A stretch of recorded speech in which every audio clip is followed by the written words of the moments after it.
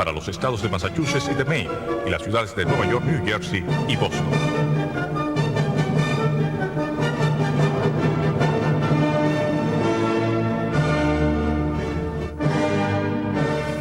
Saludos dominicanos en todo el territorio de la República y en ultramar de la costa este de los Estados Unidos de América, e igualmente a todos sus habitantes de habla hispana. Hoy martes 29 de abril del año 2013 les traemos otra edición de Agenda Nacional.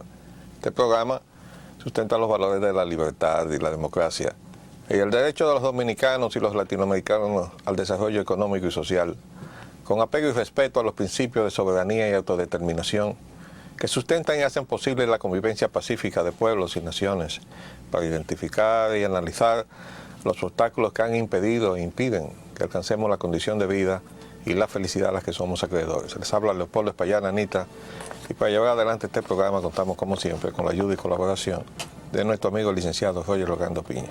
Muy buenas, Roger. Muy buenas, muy buenas.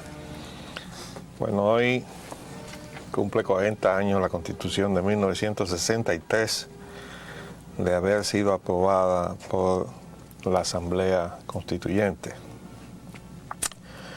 Esa Constitución fue luego el estandarte del levantamiento de abril del 65 para la reposición de la Constitución y también del mandatario que había sido elegido en esas elecciones de diciembre de 1962, el profesor Juan Bosch.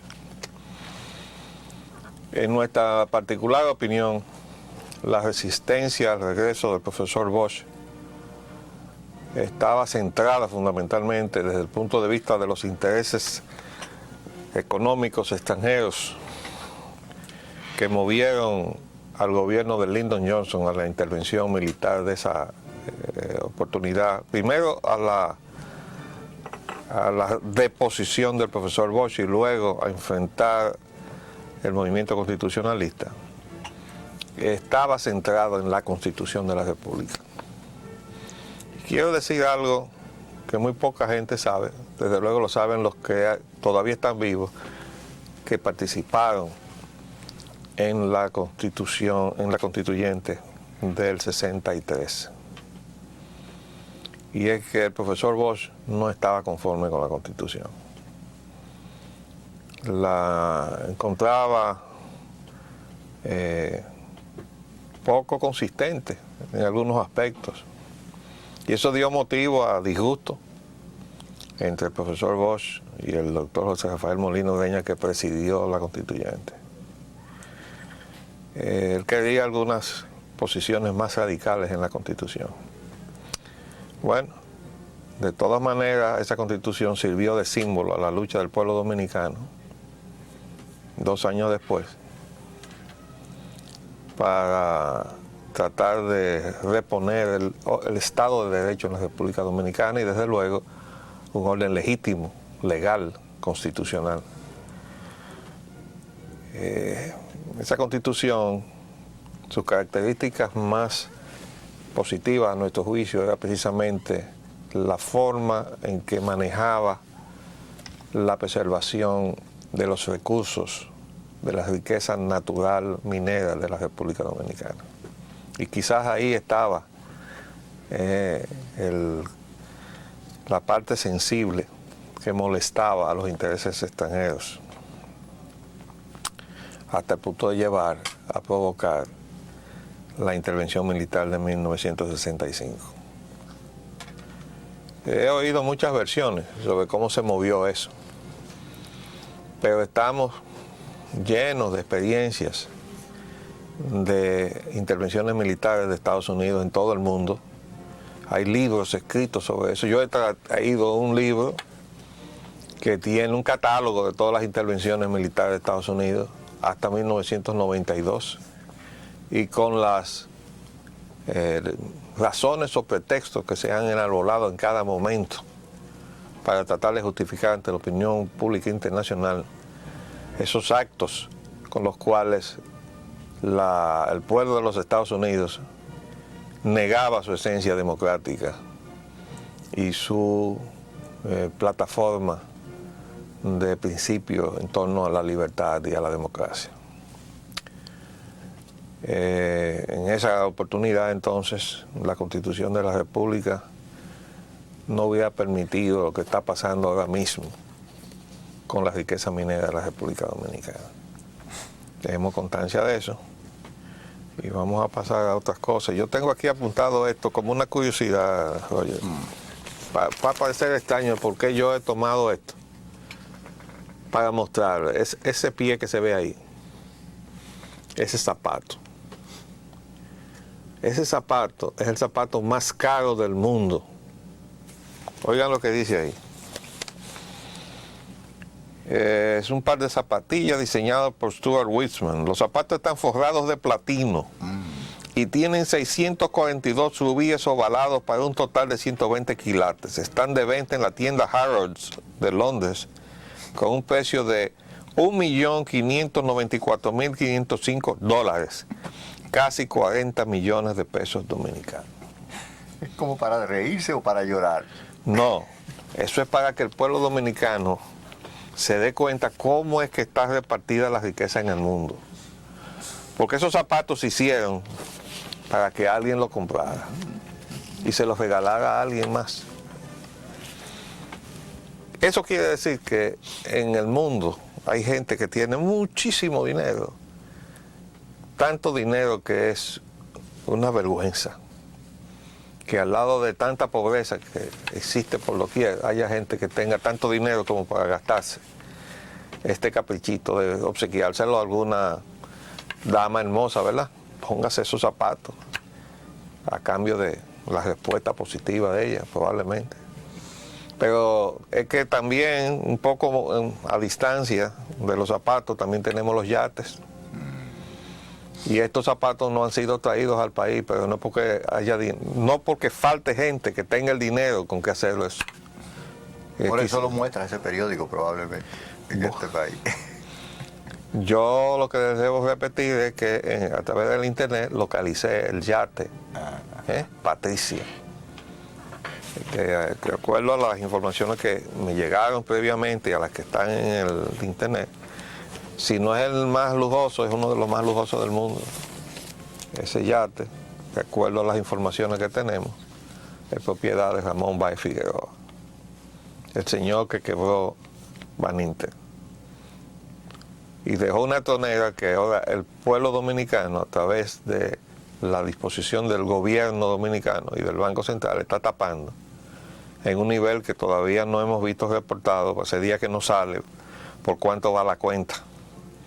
La última vez que salió publicado había 10.000 millones en adelantos y redescuentos y 18.000 millones en pagos a los ahorrantes del banco. Se sumaba 28.000, eso salió en la mañana y ya en la tarde se rumoraba que la cuenta pasaba los 30.000 millones. ¿Hasta dónde va a llegar esa cuenta, esa tronera que dejaron ahí, que nos dejaron a nosotros? ¿Cómo creen ustedes que vamos a pagar eso? Con los impuestos de nosotros, ¿verdad? Para que haya un soquete que esté andando por ahí tan tranquilo. Así no podemos, ¿eh?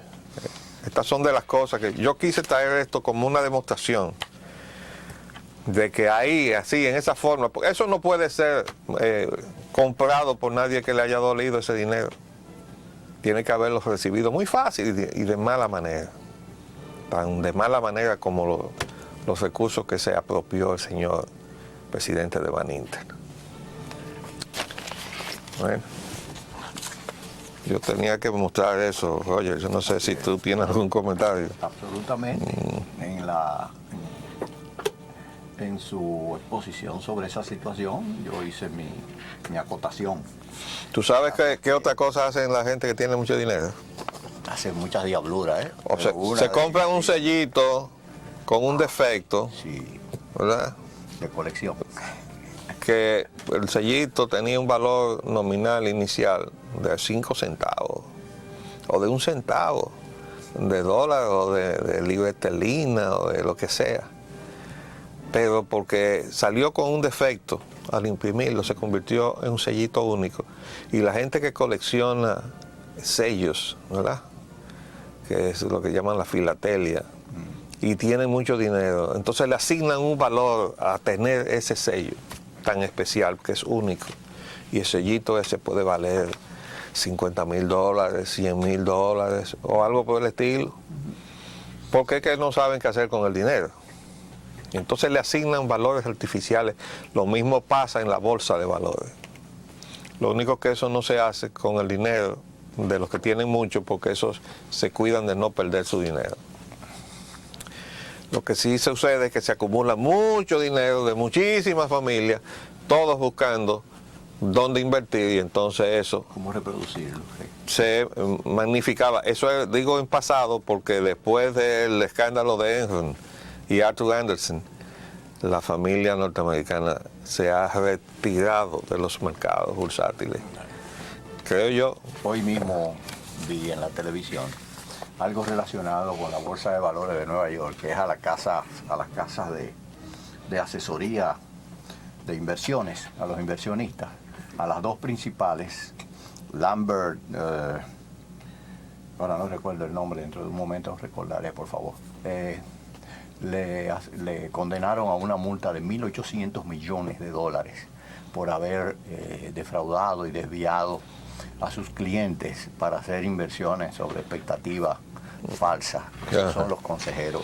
Es decir, que hay una serie de todas esas... Sí, ya hace ya varias semanas atrás que yo traje la información de que muchos de los defraudados en esas maniobras de la bolsa habían iniciado acciones judiciales, demandas. El fiscal de Nueva York fue que logró ese acuerdo para no llevarlos a la justicia. Bien, arquitecto. También tenemos otro tema. A Agripino Núñez lo condecoró el presidente. Ajá. Por cierto que le puso una condecoración que para mucha gente que cree en eso, dice que más bien le puso un Foucault. Sí, porque fue la orden del Heraldo. La orden del almirante de la mar Océana. Imagínese. Yo no sé qué es lo que está condecorando. Días pasados el cardenal, su eminencia, Nicolás de Jesús López Rodríguez, se quejaba de que en este país se premiaba a los ladrones y a los sinvergüenzas. Yo me imagino que él no estaba de buen grado ahí en Palacio, por muchas razones. Pero, como se trataba de Agripino Núñez Collado, él no podía faltar, estaba ahí. En un momento en donde las relaciones de la iglesia y del gobierno estaban matizadas por cierta acidez, ¿no? Cierta acritud, debido a lo que declaró el señor asistente del Procurador General de la República, encargado de PRECO, de que la iglesia encubría a la corrupción y a los corruptos. Él se refería a Agripino. Entonces ahora el presidente lo condecora, ¿verdad? Porque Agripino salió en defensa de Ángel Lockwood.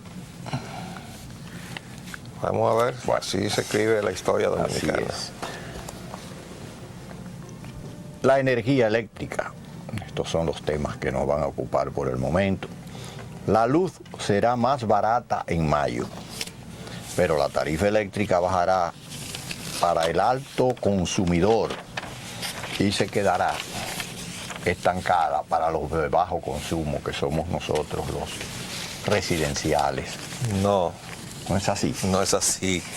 Yo lo quise traer precisamente para demostrar cómo se maneja la información en la República Dominicana y desde luego la interpretación muy especial que tienen algunos sectores de la sociedad dominicana con medios de comunicación como este a su disposición.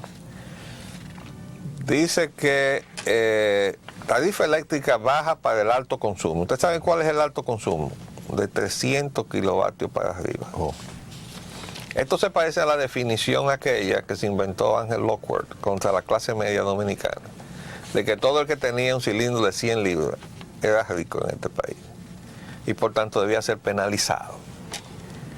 Entonces solamente se subsidiaba de 50 libras hacia abajo los que tenían.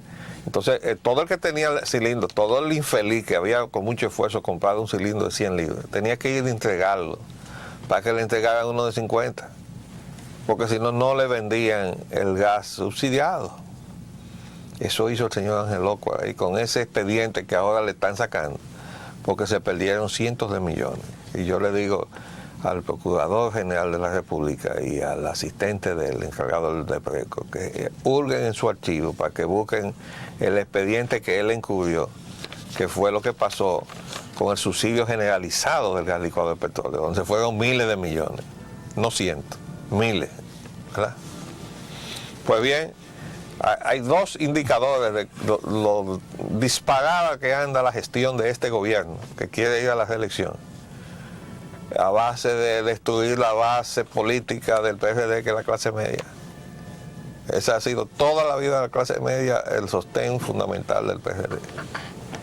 Entonces, con políticas agresivas contra la clase media, ¿a dónde va a ir una pretensión? Cualquier candidato, incluso algún candidato contestatario, como es el caso de Rafael Flores Estrella, se le hace difícil ir como candidato del PRD ante una población golpeada por el PRD o con un gobierno que se identifica con el PRD. Imagínense ustedes los otros, y comenzando por el propio presidente que pretende ir repostulado por el PRD, a ver cómo le va a responder el país al gobierno que lo ha golpeado. ¿Usted cree que lo va a elegir? Entonces, esta es otra demostración. 300 kilovatios de consumo es alto consumo y por tanto rico en este país. ¿Verdad? Bueno, vamos ahora a la neumonía atípica, esa pandemia. La neumonía gana más víctimas, 333 muertos de 4.800 afectados. Y la AMD, que ahora se llama CMD, Sí, porque ahora es colegio. llama a la calma ante amenazas sobre el virus SARS, como se le denomina. Por cierto que recibí anoche, me lo envió mi hijo por internet, algo que a su vez le había enviado otra persona, una explicación muy útil sobre lo que es realmente este fenómeno. Y hoy, por cierto, escuchaba yo en la televisión desde anoche y lo repetían hoy en la mañana, a un especialista en los Estados Unidos que estaba tratando de eliminar la sospecha de que este virus hubiera salido de una mutación forzada en un laboratorio. ¿Ah, sí? Y él decía que este virus tenía el sello de la naturaleza. Oh. Que parece que es el resultado, es que cada tantos años, es decir, ciclos de muchos años, la naturaleza se revoltea. Él hacía el símil con los huracanes y decía que los huracanes vienen de tal tiempo a tal tiempo, ¿no? Dice que la naturaleza tiene esos ciclos. Vamos a tener que hablar con el amigo Guillermo Hernández, que aunque es veterinario, precisamente decía este especialista que provenían del traspaso de virus animal al ser humano. Y en esa medida, entonces el virus se transformaba y entonces afectaba en la forma radical que lo está haciendo a los seres humanos. Es que a veces hay que observar también, y eso es lo que despierta en parte la suspicacia de las personas, al menos la mía, yo me confieso que eso me sucede a mí. El lugar de donde tiene su origen esos virus y esas... yo recuerdo que llegaron a determinar por fin que con respecto al virus de inmunodeficiencia adquirida, el del SIDA, se le detectó que había sido originario de África. Este es originario de Asia. Es decir, comienza en Vietnam y pasa a China, o viceversa, de China a Vietnam. Entonces esa suspicacia es lo que lleva a la gente a pensar que quizás podría tener algún origen de laboratorio y no necesariamente natural. No, lo que pasa es que los propios norteamericanos se encargan de poner en la mente de uno la sospecha, porque yo tengo varias películas. Una ese precisamente tema, por eso lo digo, la protagoniza Dustin Hoffman. y tengo un libro que traje de Estados Unidos también. El libro parece ser como el guión de la película, en una escala menor, porque la película al fin y al cabo magnifica las cosas para que pueda ser película. No se llega en el libro al nivel que aparece en la película de una población entera sometida a una vigilancia militar con una, ¿cómo se llama? Cuando se toma Un cerco, un aislamiento. un aislamiento total, ¿verdad? Una cuarentena. Una cuarentena, pero militar, ¿eh? Sí. Con efectivos militares provistos de máscara y todo eso. Pero el libro dice que hubo una situación en Estados Unidos y eso salió de un laboratorio de eso que hacen diabluras. Vamos a hacer un paréntesis y volvemos en unos minutos.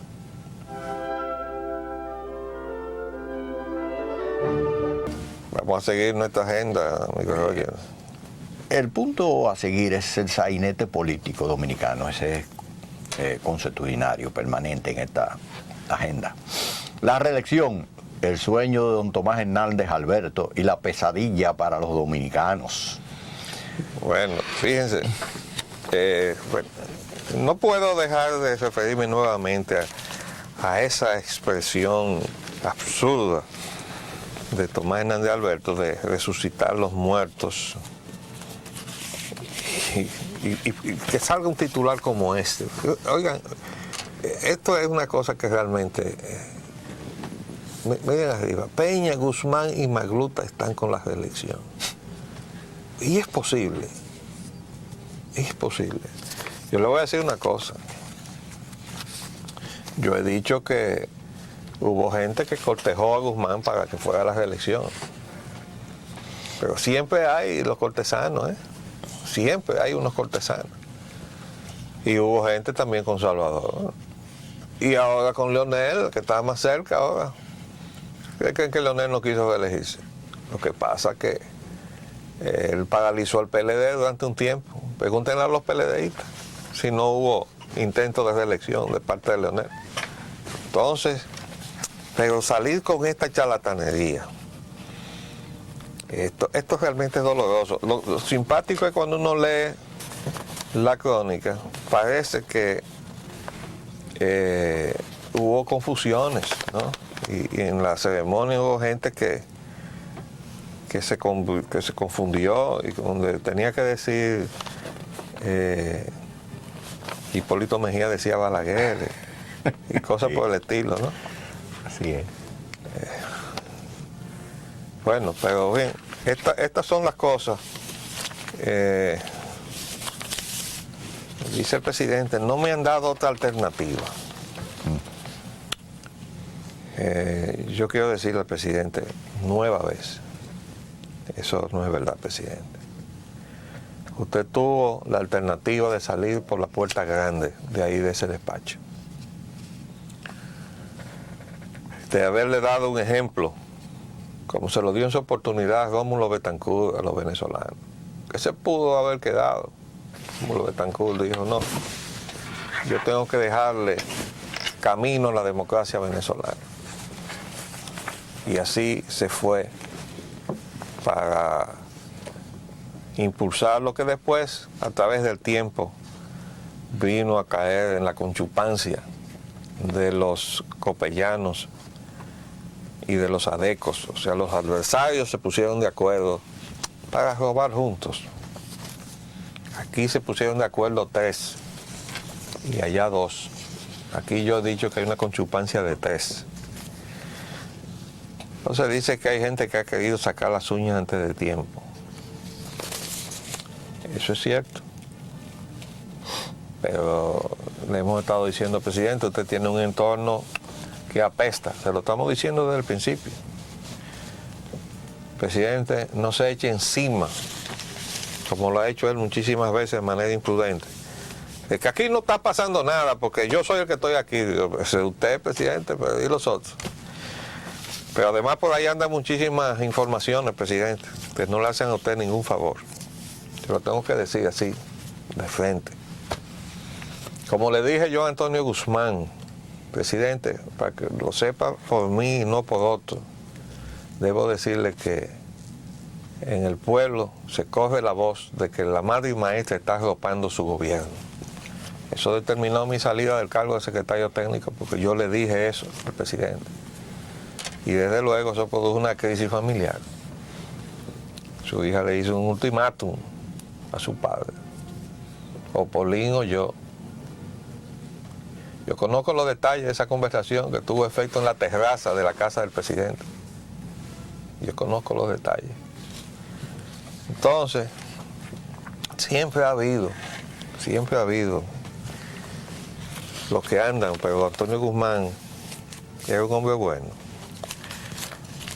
Pero cayó víctima de los errores de otros. Sacarlo a bailar ahora con este asunto de las elecciones es una inmoralidad de quien lo hizo.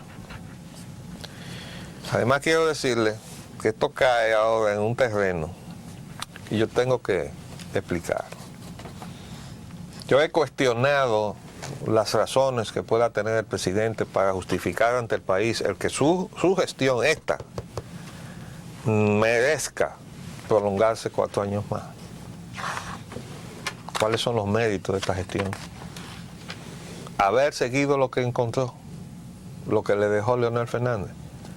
Haber trabajado con la misma gente de Leonel Fernández. Ahí tiene Andy Navarro pautando la economía de este país y por tanto la política económica del gobierno de, de Hipólito Mejía, que es la misma de Leonel Fernández, la misma de Menem, con Domingo Cavallo a la cabeza y Jeffrey Sachs allá en la Argentina. Y aquí se aparece ahora Leonel Fernández con Jeffrey Sachs a su lado, diciéndole a este país que el peso dominicano debe desaparecer. Porque efectivamente eso es lo que han hecho. Eso fue el camino que dejó Leonel y el camino que ha seguido Hipólito. Y eso merece entonces una reelección. Déjeme explicarle algo. Joaquín Balaguer se hizo el indispensable, y por eso la reelección permanente de Joaquín Balaguer, porque los grupos económicos que invertían en la economía dominicana no sabían a qué atenerse con Joaquín Balaguer, porque él nunca hizo un programa de gobierno. El programa de gobierno de él estaba en su cabeza. Claro, si el programa estaba en su cabeza, la gente que estaba invirtiendo dinero en la economía nacional no podía prescindir del depositario de la continuidad del programa o de la política económica. ¿Por qué? Porque entonces no podían, y si mañana le cambiaban las reglas de juego. Entonces había que seguir con la misma persona para que se continuara la política económica. Entonces los grupos económicos del país auspiciaban la reelección por necesidad. Tenían necesidad de que se quedara ese señor porque no sabían lo que podía venir si él se iba. O a lo mejor él mismo decidía cambiar de política. Porque eso era así, él tenía a veces que despertaba con el pie izquierdo y otra con el pie derecho. Pero definitivamente eso era el continuismo, la reelección, que no tiene nada que ver con la continuidad en el esfuerzo, en la batalla permanente contra la pobreza, la miseria y todo lo que significa el subdesarrollo. Este que está aquí, desde el departamento técnico del PRD, con la ayuda de mucha gente, incluyendo a Roger, que trabajó en el programa de gobierno de don Antonio Guzmán, Rafael Flores Estrella, que trabajó en ese programa de gobierno, y mucha otra gente que arriesgó posiblemente sus ingresos para poder decir yo estoy ahí haciendo ese. Hubo mucha gente que se escondió, que ayudó en el programa y después dijo no me ponga, porque perdían sus empleos, perdían sus ingresos. Entonces ese programa de gobierno es lo que le daba fisonomía diferente al PRD. Buscaba presentar una continuidad en el esfuerzo a base de un programa para que un presidente hiciera lo que tenía que hacer en sus 4 años y viniera otro presidente y siguiera el mismo esfuerzo en sus 4 años y el otro viniera y hiciera el suyo en sus otros 4 años. ¿O es que alguien se puede oponer a que desaparezca la ignorancia, el analfabetismo en la República Dominicana. Yo creo que nadie puede levantar la mano y decir, yo me opongo a eso. O que diga, yo me opongo a que desaparezcan todas las enfermedades endémicas de este país. Pero a la hora de none, aparecen las diferencias. No hay continuidad en el esfuerzo. ¿Por qué? Porque lo han convertido todo en un negocio. Si es la educación, pues hay que cambiar los textos. Todos los años. Y hay que cambiar los uniformes y todo hay que cambiarlo para que hay que comprarle ahora los libros de fulano y los de Pensejo y los de Sultaneja. Y si es en medicina, en salud, entonces es la medicina y la compra de medicina y a quién se le compra la medicina. Entonces todo se convierte en un negocio. Y por eso todos esos programas que debían tener continuidad siempre hasta alcanzar su objetivo, no alcanzan su objetivo. Y van gobierno y vienen gobierno y van secretarios y vienen secretarios y los objetivos no se alcanzan. Bueno, el PRD intentó en el 78 imponer un modelo de política diferente, que era la continuidad del esfuerzo programático y no el continuismo reeleccionista. Pero ¿qué pasó? Que eso era lo que pensaba el incumbente del Departamento de Asuntos Técnicos.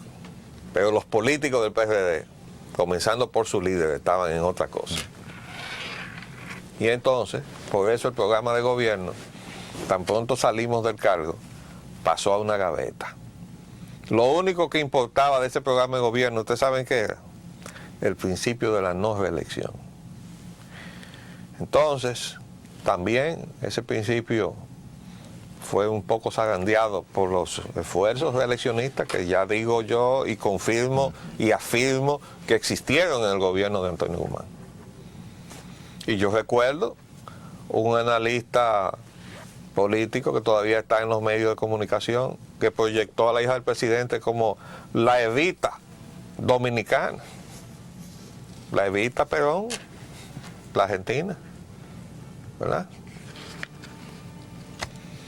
Entonces, fracasó ese esfuerzo por darle al país desde el PRD una forma de hacer política distinta, porque nos tragó a los que sustentábamos esas posiciones la copia de la politiquería al estilo del Partido Reformista y de Joaquín Balaguer y de todos esos líderes de pacotilla que Joaquín Balaguer fabricaba para tener alrededor de él, para poderse levantar. La gente que valía en el Partido Reformista, Balaguer los arrinconó a todos. También. Los arrinconó a todos. Yo puedo mencionar muchos nombres, pero definitivamente él prefería estar rodeado de lo peor. Él se sentía mejor así. Entonces, la política dominicana ha ido de mal en peor. Ya esos líderes desaparecieron. Balaguer murió Bosch, murió Peña Gómez, murió Jacobo. No lo podemos revoltear ahora. Dejemos eso tranquilo. Balaguer fue reeleccionista toda su vida. Ahora dice con mucha propiedad Bello Andino, nosotros no queremos opinar en eso porque nosotros siempre hemos sido reeleccionistas, y es verdad. Absolutamente. ¿Verdad? ¿Y los PLDistas son reeleccionistas? Entonces, yo lo que puedo decirles es que son entreguistas. Esa gestión que hicieron Leonel Fernández y su grupo es la gestión más entreguista que ha tenido este país hasta que llegó Hipólito. Entonces Hipólito dijo, no, nada, yo tengo que ser el más entreguista, y a eso es lo que ha hecho. Superar esas metas. Sí, entonces todo lo que se le había dado en los contratos de capitalización de la CDE lo profundizó un grupo que viajó por ahí, fue a España y fue a Estados Unidos. Y eso es lo que vamos a elegir. Este país necesita un programa para el pueblo, como decía Lincoln. Del pueblo, por el pueblo y para el pueblo. Un programa que gobierne para el pueblo dominicano. El haitiano no. Nosotros vamos a ser solidarios con los haitianos allá. Y por cierto, tenemos unos problemitas ahí, ¿tú viste? Sí, por ahí vi que hubo un grupo de haitianos que se rebeló contra... Que lo sacaron, estaban metidos ahí en Santiago, en sitios preeminentes de las vías públicas, y actuaron contra ellos. Sacaron 300 y pico, una cosa así. Un grupito. Pero se les revoltearon a la policía. Sí, se fajaron Se las revoltearon. trompadas y cosas. De hecho, revoltearon. había de hecho. Ese es el peligro, ¿eh? Ahora Sí, eso es, ¿cómo decir? Eso es, son expresiones muy pequeñas de lo que podría presentarse dentro de breve plazo, de breve tiempo, con respecto a esta situación. Dada la magnitud. Dada la magnitud de las, cómo va increciendo esta. Pues vamos a volver al tema de la reelección. Sí. Yo quería agregar que en adición a todo lo que usted ha puesto, que son hechos incontrovertibles, y haciendo abstracción también de la cuestión jurídica, de que si es viable o no la opción por la reelección, etc. Los argumentos que el propio presidente presentó parecen risibles, porque el expresar... Dice que va por orgullo personal. Exactamente. Concluyó ahí, pero primero dijo que él no iba a permitir que se agraviara y se ofendiera a su familia y a él mismo, como queriendo resguardarse de la posibilidad de que hechos de agresión de tipo judicial o de cualquier otro tipo, cuando él saliera del poder, pudieran presentarse. Y no solo contra él, en lo personal, y contra las personas que le acompañan en la gestión gubernamental, sino contra su familia. Y yo me pregunto. Por eso, inclusive, él dio una muestra de qué era lo que quería decir cuando inmediatamente terminó con esas expresiones y concluyó la cuestión de la entrevista. Se presentó a la casa del doctor Salvador Jorge Blanco, como queriendo significar con ello visitas que él nunca había hecho, que yo recuerde, a la casa del expresidente Salvador Jorge Blanco. Pero en esta oportunidad sí lo hizo para... ¿Y qué tú presumes de esa? Bueno, precisamente significando que él no quería pasar por las angustias y el desasosiego que había pasado la familia y la persona del señor Salvador Jorge Blanco, expresidente de la República. Yo me fui por otro lado. ¿Tú sabes por dónde Esa fui es yo? mi interpretación. Yo me fui por otro lado. Ajá. Hay un titulares hoy en la prensa donde Jotin Cudi, hijo, Sí. cuestiona la legalidad de una posible reelección, diciendo que él fue elegido con una constitución Sí. y esa constitución no preveía la reelección. En Y el por momento, tanto, sí. el beneficio de la reelección para- solamente puede venir para el que venga después de él. Eso es un aspecto. Pero además, el sábado, hay que suponer que fue el presidente del PRD, le mandó a publicar en un espacio inextenso, una página entera, ese documento. Esa declaración pública, dice ahí arriba, se ve, file copy, eso es porque es copia de archivo. Sí, parece que no la tenía en español. En inglés, y lo sellito. pusieron en inglés. Bueno, esto es de fecha, mírenlo ahí, 23 de abril del 80. Entonces, mírenlo ahí, 23 de abril del 80. ¿eh? Entonces, esto es citando los puntos de principio que representan para el PRD la no reelección. Y parece que sin necesidad de quitarle ni ponerle una coma, todo lo que se dijo en el 80 sirve para poner las cosas en su sitio ahora, en el 2003. 2003. 23 años después. Entonces, y esto, dicho en el 80, iba precisamente contra Antonio Guzmán, corroborando lo que les estoy diciendo. Definitivamente, para el PRD, es un asunto de principio el que no se incida en la reelección. Nosotros tenemos una percepción de que para largo plazo, y estamos hablando de 12 o 15 años, es posible que eso se pueda revisar. Y mientras más lejos mejor, 20 años. Para que entonces un presidente pueda optar a una reelección, que es el modelo norteamericano. Pero por ahora no, por favor, por ahora no.